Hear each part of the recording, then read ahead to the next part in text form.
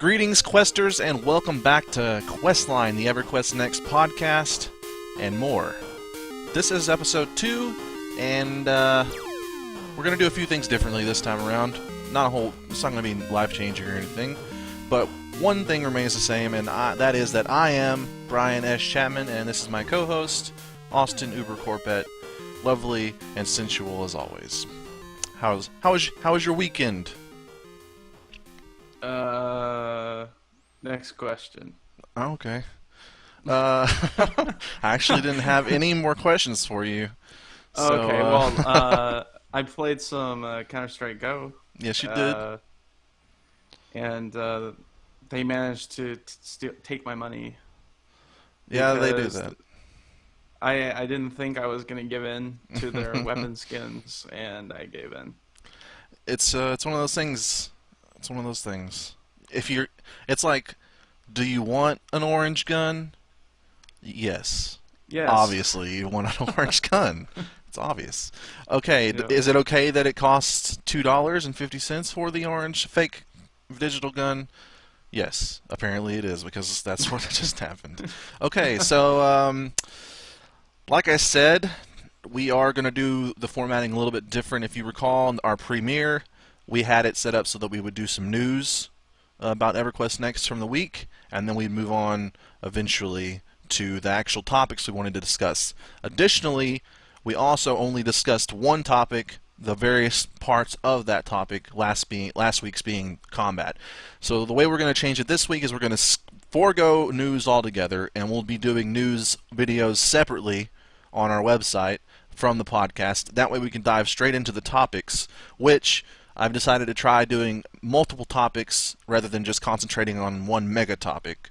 So that should make discussing things a little bit more interesting and so forth.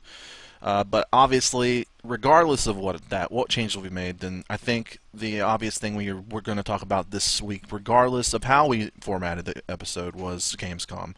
Because now it has come and gone from the 21st to the 25th in Germany, and I guess we learned some stuff, but I think everybody is probably at least somewhat disheartened by how little they actually announced. Because if you watched the videos, then you know that basically the first half of it was just them like word for word going over the debut stuff that they went over at SOE Live, not SOE Live, but what was it? One of the conventions. E3. Wasn't that what? It was E3. No, I think it was live, wasn't it? I thought it was E3 for the debut, and then live was for the panels, but maybe it's the same thing. I don't even know. It doesn't matter. I don't know. The point is, the debut video was basically what they talked about, and then after that, they cut into talking about EverQuest Landmark, and that's where you started to getting a few little tidbits of things that was new. Yeah, most of it seemed to come out from some interviews that they did rather than like. Yeah, the there was a put out. few good interviews. One in particular, which I'll put a link to in the description, was really good. The problem with interviews this early on is that they usually fall into two categories in terms of the questions they ask. They either ask questions that have been answered by literally the big thing they just did on stage. They probably answered it within that, and they ask a question about it, and they're just like, yes. That's exactly what we said 5 minutes ago. Or they ask a question that's obviously not going to be answered at this stage in development. Like, there's no way they're going to give in to that and answer your question. And then there's the ones in the middle that are perfect questions that you may be able to glean something new from, but it's not like so out there that they're just not going to give you that information. And there's one in particular from, I think it was MMO Buff, I think, is what the site was called, and they nailed it. Every question was perfect, and that's a perfect interview. So if you're looking for a place to learn how to do a perfect MMO interview, that's the way. And I'll link that in the description below, but let's go over what they actually said in the Landmark thing. A lot of people were confused about Landmark, or the whole thing in Gamescom, because I guess they weren't paying attention, but they were like, is this about EQNext or is this about EQNext Landmark? And it was actually... Oh, really? People were confused? Yeah. Because I was confused at first because I was reading overviews. I hadn't watched the video yet. I was reading overviews about the information given, and it was just like, is this stuff about like the game next, or is this about Landmark? But if you watch the video, they talk about it directly in relation to Landmark and stuff. So, and while I'm sure some of these systems are going to be carried over from one to the other, a lot of these are obviously catered to the Landmark experience. Um, I guess the main thing we learned was the spawning system for both games. Actually, we learned how the spawning system is going to work. Um, and the adventurer class is going to be an actual class that you can carry over into Next from Landmark.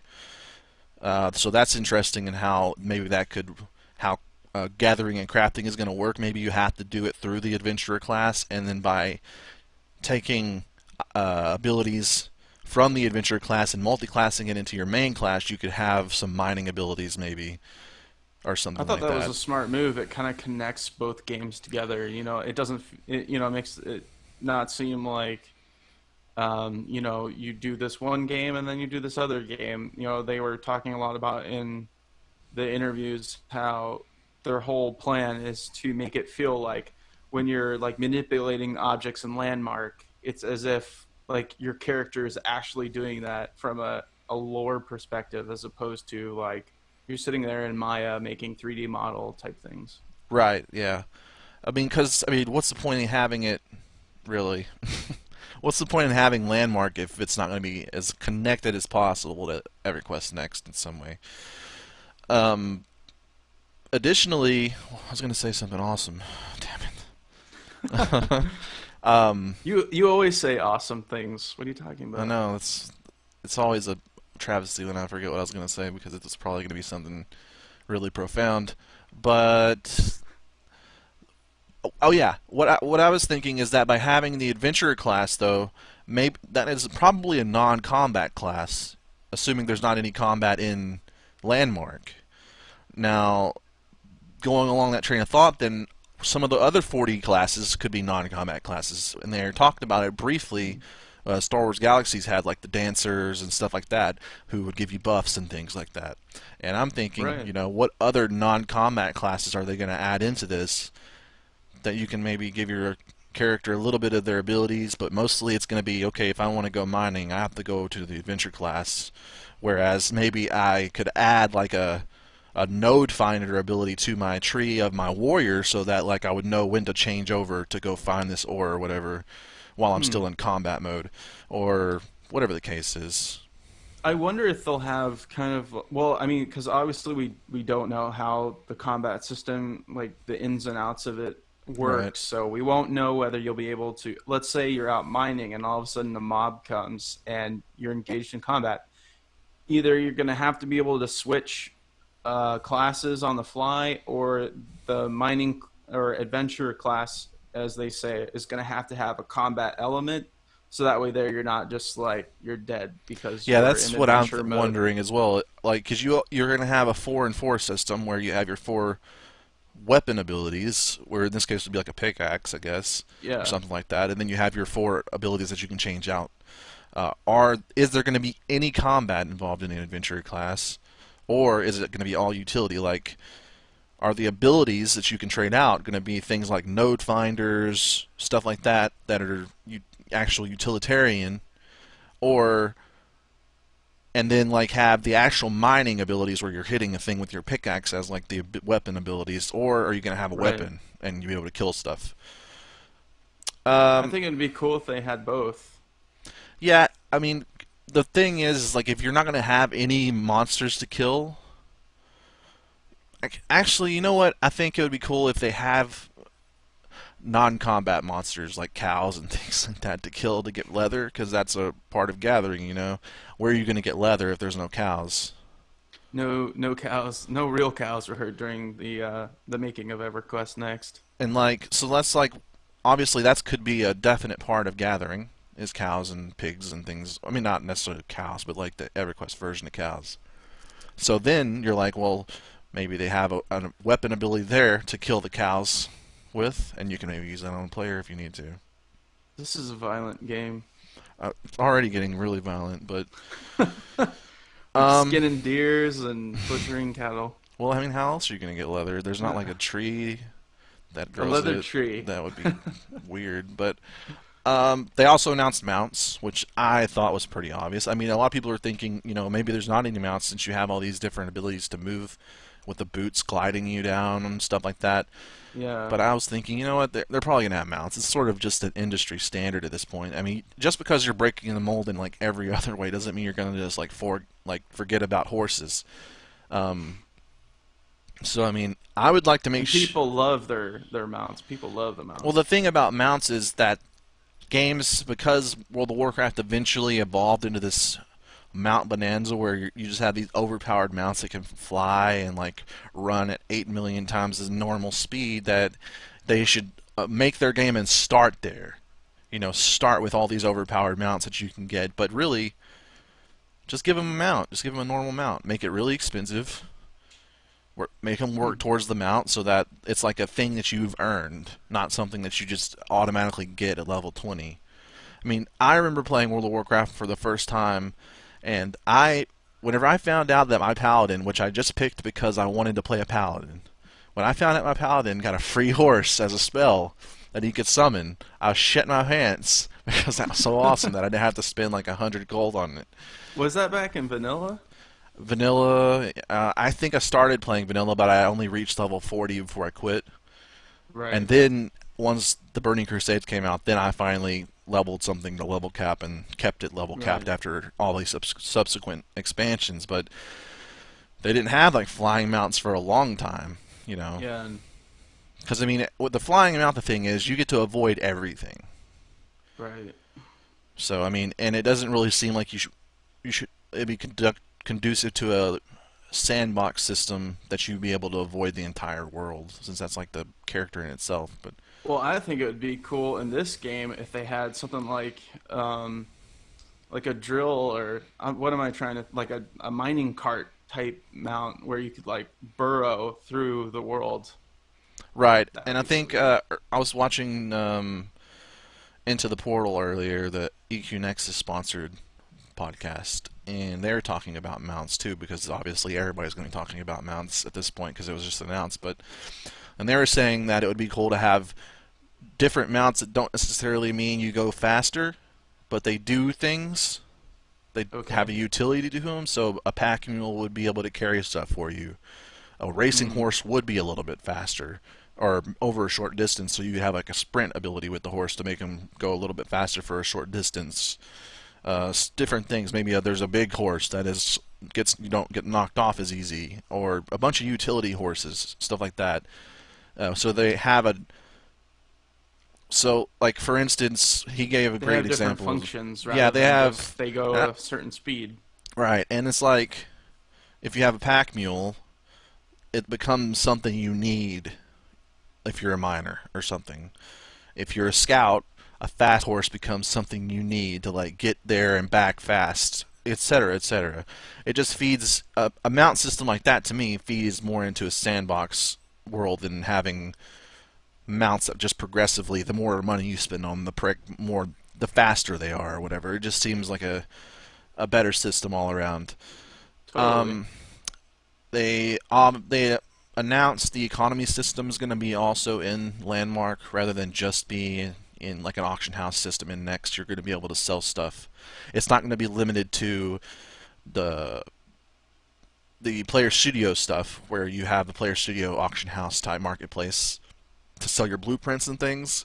It's going to have a system where you can like sell materials to build with and stuff like that as well. Which I So it think seems a little bit closer to like Eve Online, right? yeah, and I guess a lot of it's going to depend on how your inventory system works. If you're going to have like a weight limit as opposed to like a square limit, like an icon limit. Well, they said you're going to be able to build your own storage containers and what have you. Right. Well, So, but that could just as easily be like Minecraft, where you have a chest, but you can still carry, 60 stacks of dirt on you at any given time.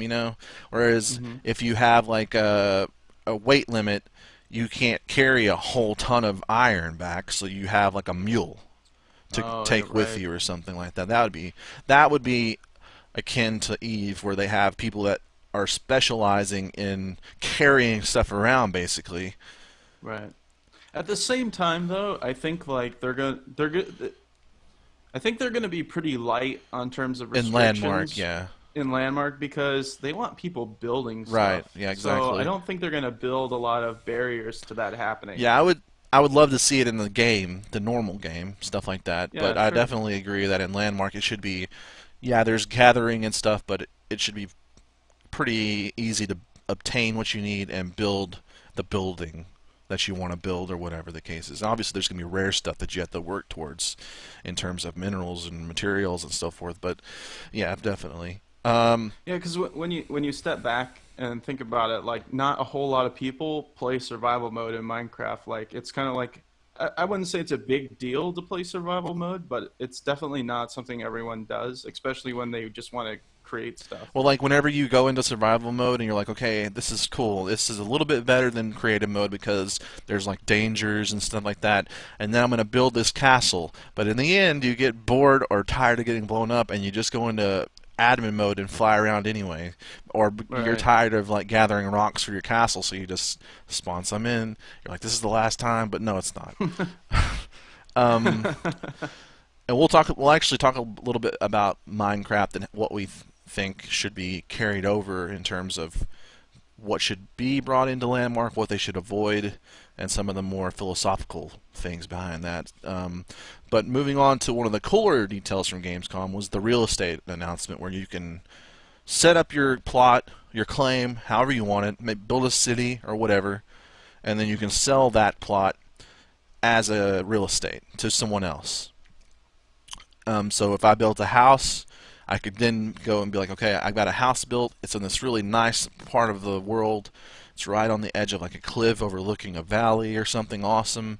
And I have this house built, and this is how much I want for it. And then someone can buy your plot with the house. Or in other, you could just technically go out and claim a really nice choice piece of land with nice scenery and be like, okay, I've got this plot. You can build whatever you want on it, etc. So which that sort of runs into, well, maybe there's going to be have to be an arbitrary limit on how many claims you can have. Otherwise, people are just going to go and claim everything and then Yeah, I sell it. think I don't. I mean, I think yeah, it sounds great, but when you think about it, though, I mean, people could easily grief. You know, you can set up a claim right next to someone's perfect view and build a giant mountain, just a giant wall, just so Right. they can't, you know, they can't see anywhere other than your giant wall Right, but blocking I their think view. that's what really brings it up is that I think there will be some, not I wouldn't say hefty limits, but some decent limits on your claims. Like they're not going to be huge, and probably to link up multiple claims to have a bigger claim, you would have to have friends to do that. So, I mean, it's going to be interesting to see the rule sets they have applied to the claim system to make sure to. I mean, I think a lot of the griefing, like building vulgar stuff and are just really hideous things that are meant to grief in general, like a huge wall or something. Those are going to be like player monitored. You're going to have like a rating system that sort of gets rid of that stuff, connected with like the normal administrative stuff. But at the same time, you're probably going to see a lot of stuff that you're just like, oh my god, that is awful. But it's going to stay there because it doesn't like break any rules necessarily. It's just ugly. Yeah. Well, I mean, you kind of have to, you know, it's going to take some people to, you know, a long time to experiment. I mean, not everyone's a designer, you know what I mean? Right.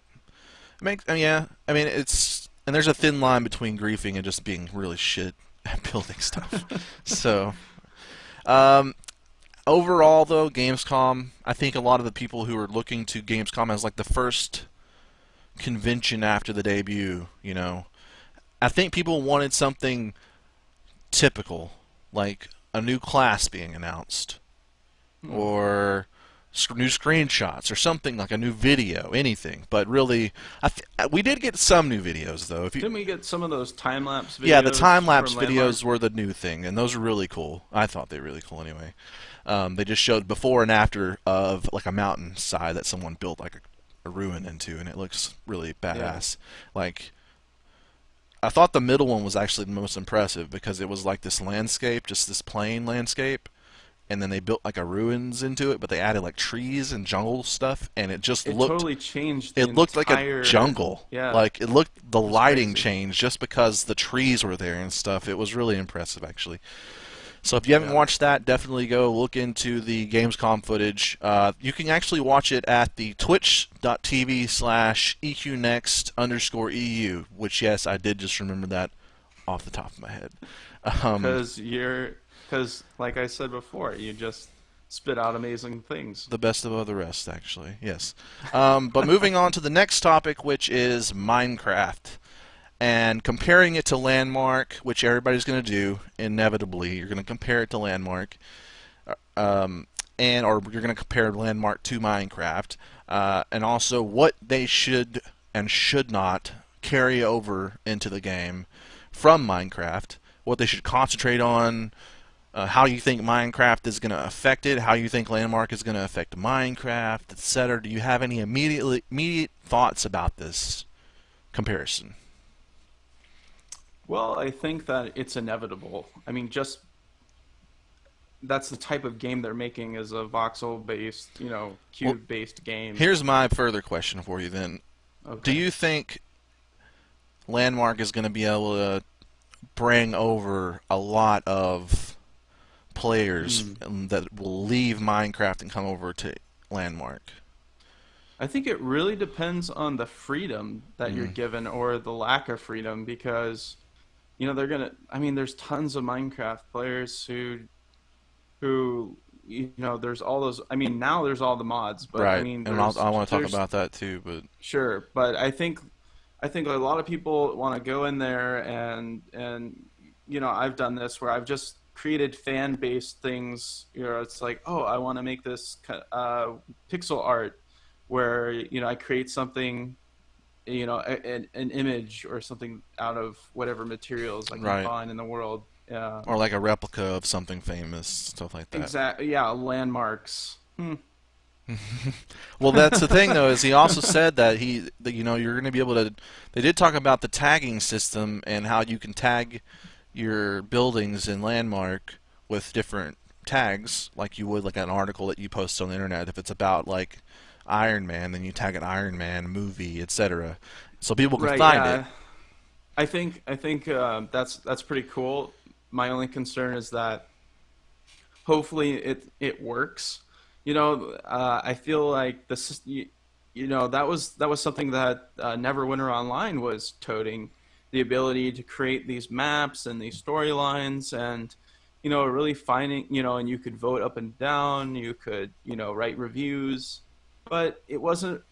I wouldn't say it was extremely user friendly, Right. extremely intuitive, and I feel like if it's not perfect, then it's not going to catch. It's not going to stick. Right. Yeah, and that's definitely understandable. But one of the things he did say though is like, and I guess this is an off center to way to take it, is if you want to build something sci-fi, you tack it as sci-fi, which is implying that they're totally cool with you building out of Like character Star stuff. Trek ships or Yeah, whatever. and but also that sort of goes back to the idea that they're going to have a Norath continent on every landmark server where you can only build like EverQuest-esque stuff with on that continent, but every other continent build whatever the hell you want as long as it's not disgusting or whatever. Yeah, it sounds like they've been. I mean, they've obviously been thinking about this longer than we have. So Right. that's the perfect But I solution. mean, anytime you talk about Minecraft compared to Landmark, you're just like, well, yeah, I've always asked myself, how good would Minecraft be if it didn't look like shit? Because it wasn't just made out of cubes that were just like as big Right. as your head. And obviously, this is the hopeful answer to that question. But the only thing is, the biggest difference to me between EverQuest Landmark and Minecraft is that you can mod Minecraft, which you touched on briefly, and Right. that's the biggest difference. So the way they can set themselves apart, in my opinion, in a good way, is to put more into the game in terms of, and I hate to say it, static sort of content. Like, okay, I'm playing this game. It's a lot like Minecraft, but it has a depth of the world in it, or some sort of like a little bit of a story element or quest, even like to gather so many materials. Something that's like, okay, well, I can't, build, I can't do this because there's not a mod for it. Mm. So, or I can't do this in Minecraft, so I'll go get a mod to do it. Well, you can't do that in EverQuest Landmark. Right, So like you have to think of ways what that, they called is like gamification, turning it into a game it, and on top of just the building tools we'll talk that they about give a you. little bit more later um, about maps and stuff and the mods that people have made for maps. Before there were quest trackers on every map in every MMO game, there wasn't. There wasn't. You had to Yeah. like read the text and figure out what direction you're supposed to go, and then someone made a mod that showed you where every quest was located on your map when you had it, and you would just go over there and do it. And now every game Right. has it. Even World of Warcraft, where it was initially started, they just implemented it into their game at one point because everybody was using it anyway. And that's, I think they should say, not how can we make this like Minecraft, and more like how can we make this like Minecraft's mods? Hmm. Because the mod packs, it's not even a matter of what's good or bad for the game in terms of like pure design. It's a matter of what's popular. Because at this point, nobody nobody I know plays vanilla Minecraft. They play one of the, I mean, other than Xbox people who have no choice because they can't get mods, everybody I know plays a mod pack or two or three, and there's a ton of them, and they just customize your experience to a certain way or another way. If you like doing adventure stuff, then there's mod packs to. There's the Hexit mod pack, which just gives you a ton of adventures. It gives you different dungeons that spawn randomly throughout the world, which give you a ton of loots and stuff like that. If you want to do machines and things, you're not limited to just redstone. You can download the Tech It or the Feed the Beast pack, which give you all these machines, and you can build a factory or whatever you want to do. And I think they should be looking at these mod packs to see, okay, there's 10 million people playing Minecraft. Most of these people have a mod pack.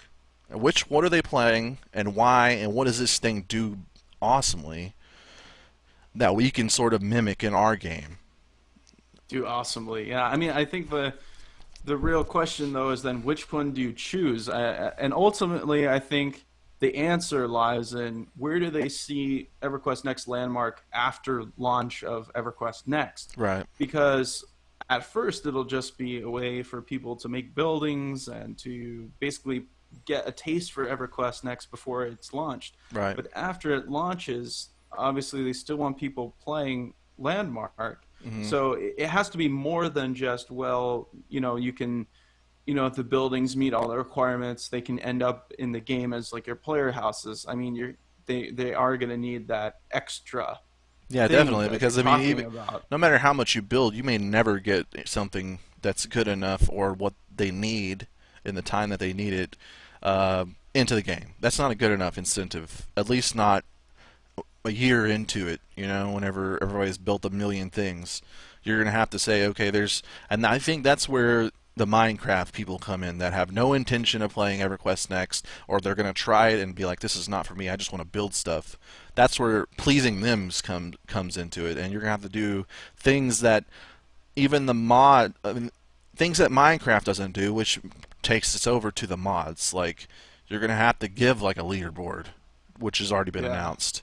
You're gonna have to do that stuff, and that stuff isn't in Minecraft. That stuff is in the mods, and I think that's what my point is. I guess if I'm Yeah, making one. I think it is a good point. I mean, you have to look. This all started with Spore, I think. The ability to create creatures using, a Connect-like construct, Mm, and I mean that game well, the character creation was better mediocre. than the Yeah. game. Yeah. Um, but Minecraft kind of took it to a new level, and the ability to mod it has just changed. I think that just the hardest part is, like I said before, what direction do they take it? And I'm interested to see Well, you what they have to do with think that it. they're going to add some other element to the game once it's to that point where it's not enough.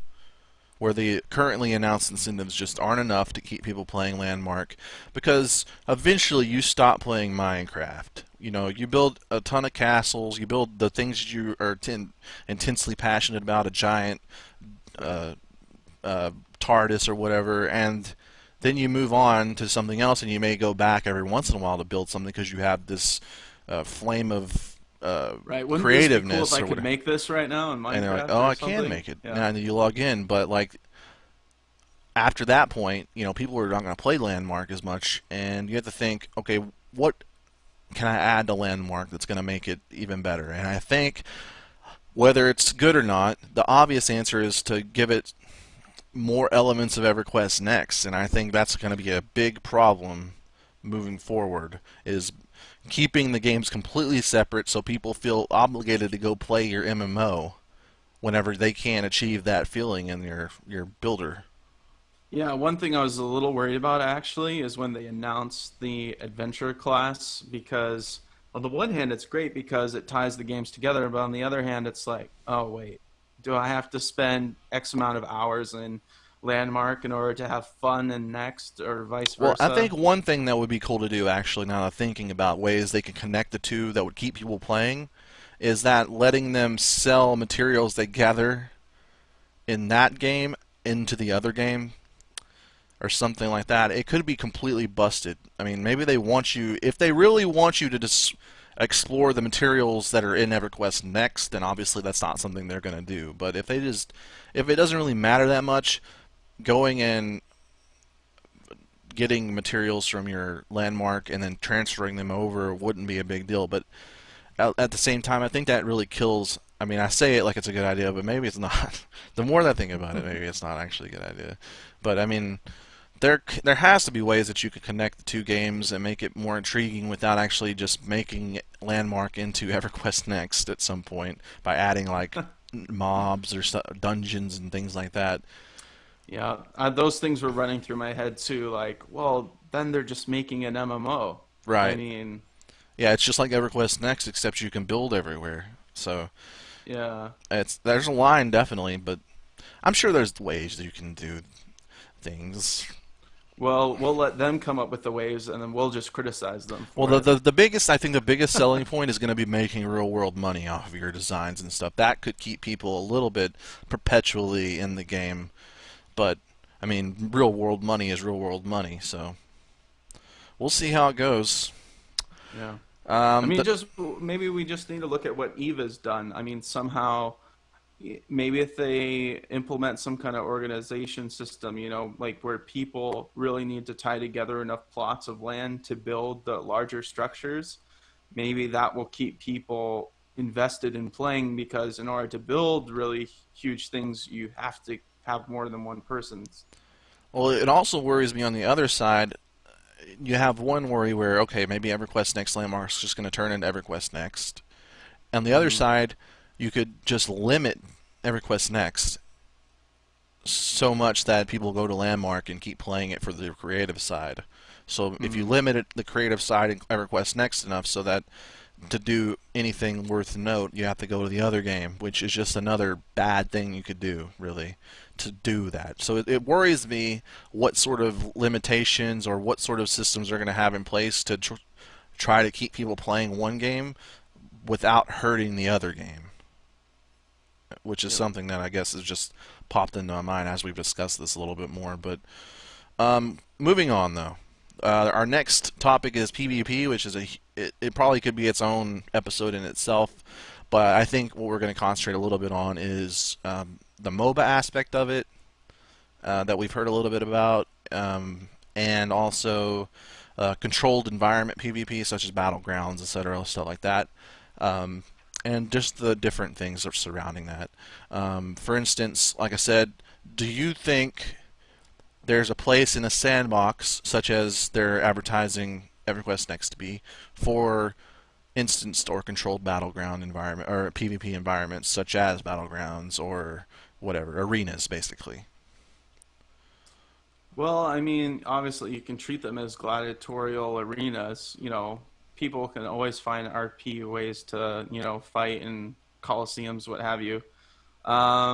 As far as what you do when you don't necessarily have factions, I mean, there's the obvious guild versus guild, but as far as battlegrounds go, I don't know how you would. how you would do Right. that. There would have to be. I mean, there's no arbitrary factions attached.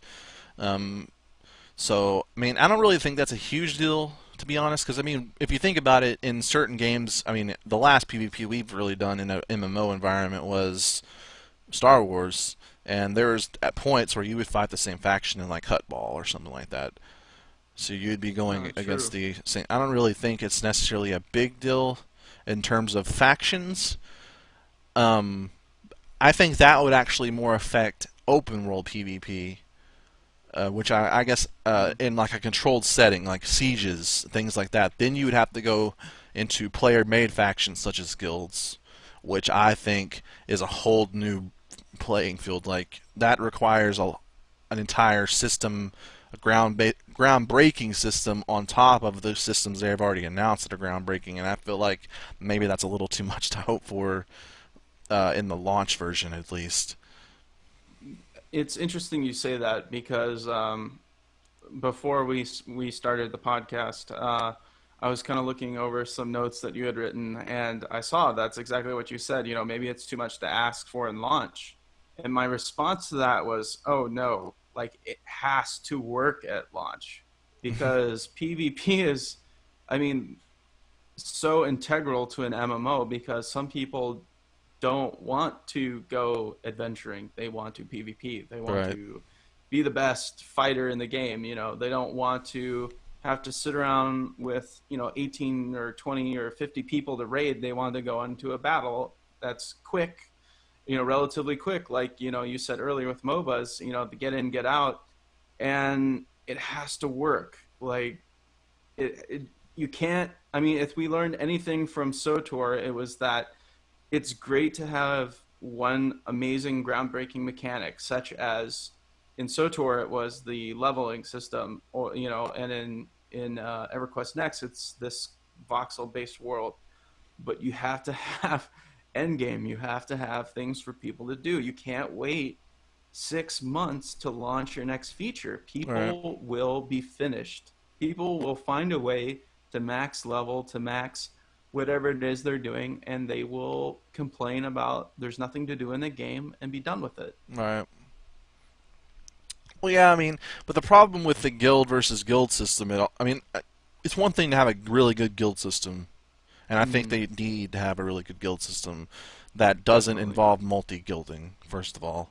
But Yes. I think guild versus guild, though, is a touchier subject because I think if you half-ass it, where it's just you fighting another guild, that's been done. Guild Wars 1 did it before Guild Wars 2 happened, and um, and it was That was okay. the last time I liked it, was in Guild Wars 1. I haven't really enjoyed it at all in Yeah, any other game we've tried. like and even in Guild Wars 1, it was PvP basically.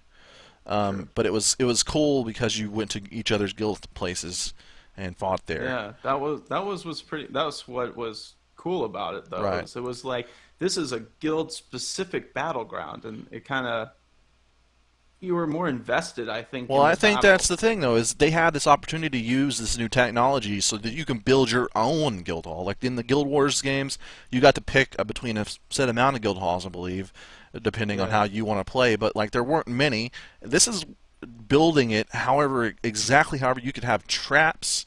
It doesn't matter, and then it would be the other team's job to infiltrate your guild hall and kill you or whatever, while also Right. keeping in mind that this could be completely trap infested, or there could be a pit that I can fall into, or whatever the case is.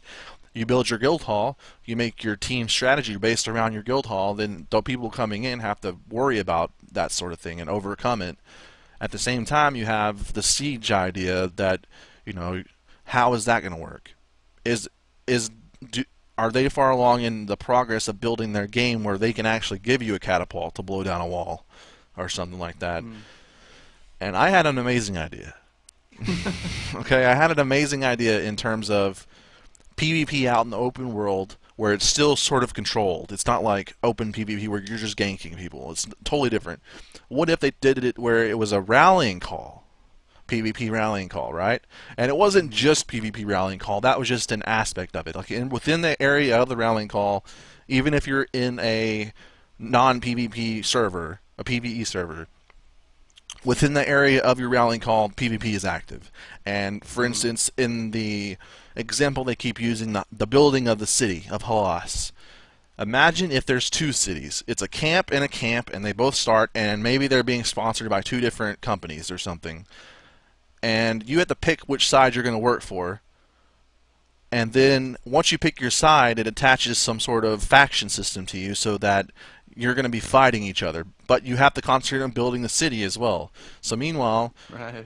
you're trying to build your city, you have people building your city, and then you have people who are dedicated to defending your city against the other team, and then vice versa. So you have to worry about people sneaking into your city and sabotaging it, or killing the people trying to build walls. And whoever gets to a certain point of building the city, that's the team that wins, and that's the city that stands. And maybe these, because you're not going to be able to customize That's Halas. cool. It's going to be like a progression system.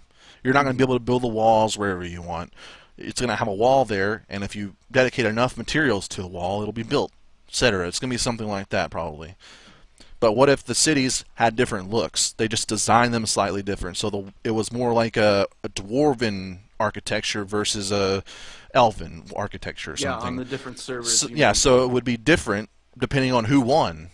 And Right. so if you That's a go to great one server, idea. you're like, okay, this is a dwarven Halas, and you go to another server, okay, the elven Halas won this server, Nice. etc. Yeah. And meanwhile, PvP is there. You're going, and you're not going to be able. The way they said it is, if you're building Halas and you don't, and you want to go against Halas and make it so it doesn't get built, the only way you can really do that is, I guess, it would be to not help, which is a really passive aggressive way to be evil. It's not really Yeah. count. It No. doesn't really Yeah. count, okay?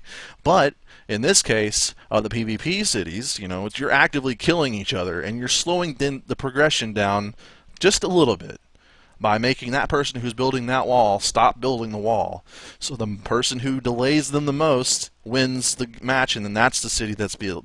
And I think that I think that's a is the cool best idea. idea. So, You know, it's funny when you said rallying calls. Instantly, I thought, okay, there's this like. hello everyone, it's me Esh. Thank you for watching Questline Episode 2. Because this episode went on for so long, we had to split it into two parts.